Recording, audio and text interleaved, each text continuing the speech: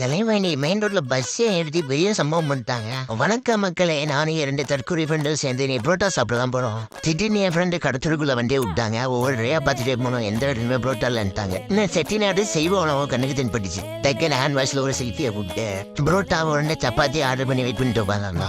புரோட்டா கொஞ்சம் முன்ன பண்ண 5 பஸ்ல தண்ணியை குடிச்சு உட்காந்துருக்காங்க. ஆல்ட்டு பண்ண புரோட்டா சப்பாத்தி இருந்துச்சு. ஆளுக்கு ஒரு சப்பாத்தியும் புரோட்டா எடுத்துக்கிட்டோம். சைட் டிஷ் எதுவுமே அவங்கள அதனால கொஞ்சம் ஆனியனை சேர்த்து வாங்கிடுச்சு.